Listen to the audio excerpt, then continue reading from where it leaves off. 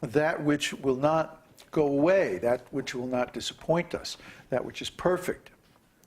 And that's the spiritual world, the world of Sat, eternality. So we've gone over this, I don't know how many times.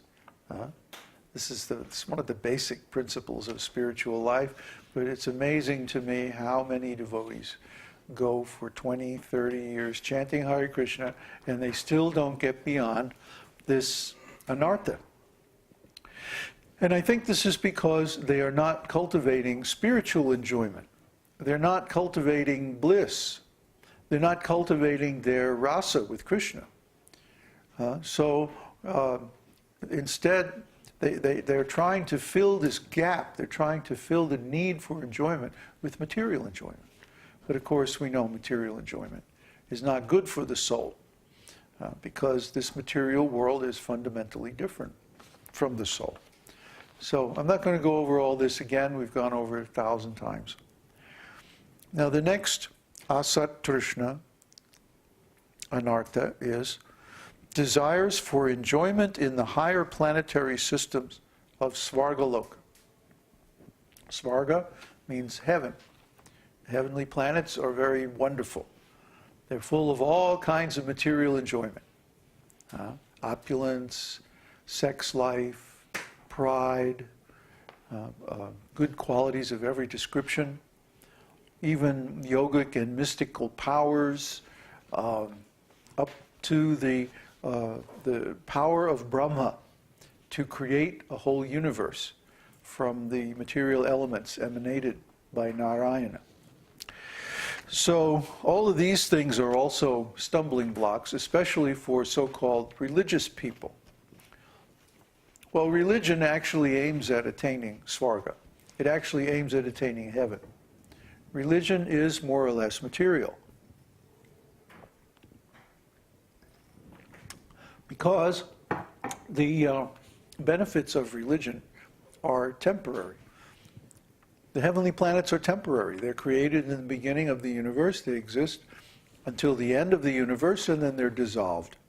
In fact, even some of the pralayas, the heavier pralayas or devastations between ages and like between the manus also destroy even the heavenly planets.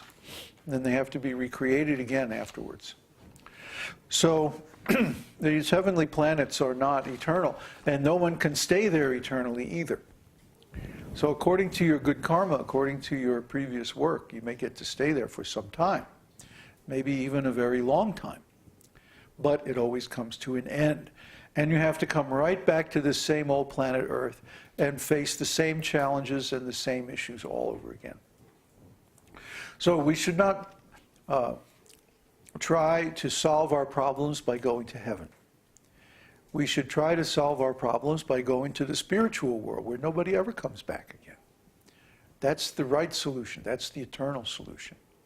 And when we reach this spiritual consciousness, this spiritual existence, then we know because our existence is in relation to the Supreme Personality of Godhead. And the opulence of the spiritual world makes the opulence of the heavenly planets look like nothing. So we don't want to go to the heavenly planets. In fact, if we get the opportunity, we reject it. Why? Because it's not possible to make spiritual advancement on the heavenly planets. There's too much enjoyment.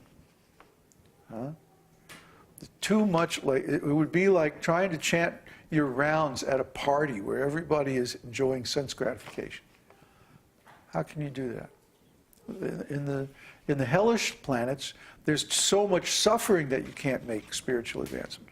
But in the heavenly planets, there's too much enjoyment. It's a constant distraction, and you can't really make a significant advancement there. The best place is the planetary system, the earthly planets, because there's not enough enjoyment, or not too much enjoyment, and not too much suffering. It's right in the middle, a little bit of both. So it's better to stay here and be a devotee and make steady spiritual progress than to go to the heavenly planets and then be inundated with so much sense gratification that you don't have time for spiritual life. Okay, and the third kind of Asat-tṛṣṇā is desires for the attainment of the 8 mystic siddhis and the 9 divine jewels of Kuvera. So these are heavenly opulences. Mystic siddhis are like the ability to become larger than the largest, smaller than the smallest. Different kinds of mystic powers like mind reading and telekinesis and stuff like this. The different yogic powers like manima, prapti, siddhis, where you can take things from far away. You can reach and take anything you want from anywhere. So these are very nice. They give all kinds of temporary enjoyment, but just like being in the heavenly planets, these exercise of these powers uses up our past pious activities, our good karma. And when that karma is exhausted, guess what happens? We lose the mystic powers. And we become an ordinary human being. And then by that time, after using all those mystic powers, oh boy, we've got some real enemies. So watch out for mystic powers. They're a trap. They'll lead you far astray. First of all, they're very difficult to obtain. You have to meditate and do all kinds of yogic processes for a long, long time. And then, during that time, you're not doing devotional service. You're not worshiping God. You're not developing transcendental love. You're developing some material qualities. Yes, they're subtle, and it's probably better than trying to get material wealth and things like that are so gross and very, very temporary. But they're still temporary. They're still conditional. They're still part of the material world. So the attainment of mystic powers is not really desirable. And if you get caught up in that, it becomes an anartha that will stop you from attaining pure devotional service. And then finally, the last Asat-tṛṣṇā, Anarthas, is the desire for mukti. Mukti means liberation. Liberation as a material desire. In this world, we're suffering. And there's 3 kinds of suffering.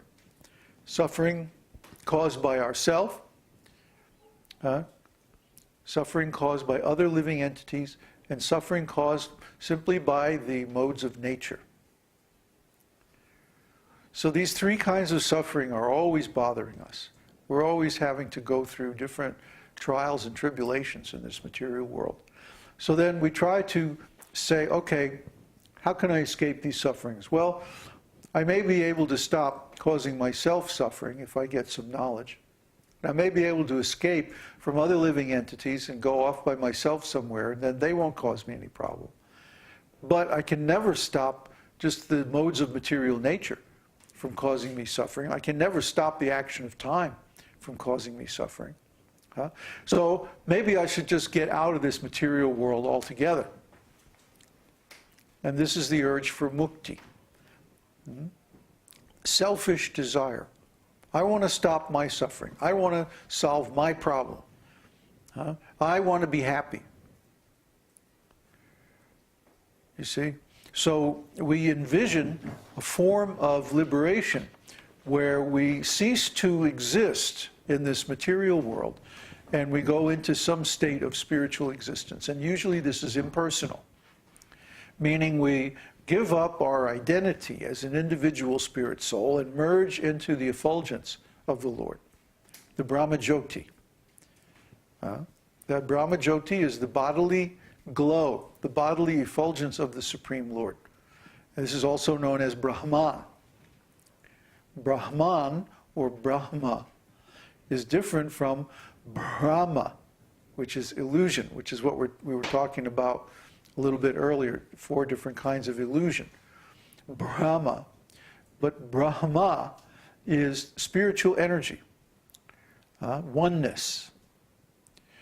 So if we merge into oneness and we lose our spiritual identity, well, guess what happens? We lose our individuality and we even lose our consciousness. Because consciousness requires that there be three objects, three factors. The subject, meaning us, ourselves. The object, meaning that which we direct our consciousness towards. And the relationship. The subject and the object always have some relationship. They're never just neutral. I am a conscious living entity. I have consciousness. But that consciousness has to direct towards something. It has to reflect off of something for me to be conscious. And so what is the relationship between me and the object of my consciousness? Well, I'm the subject, and the object is the object. You see? Subject-object relationship. So without these